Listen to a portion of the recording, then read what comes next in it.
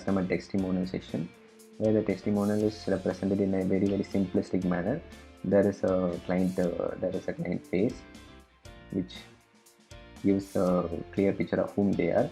And if you see here, in order to build trust among the person who is buying, we have just taken a screenshot from the Facebook where they have written in their own words.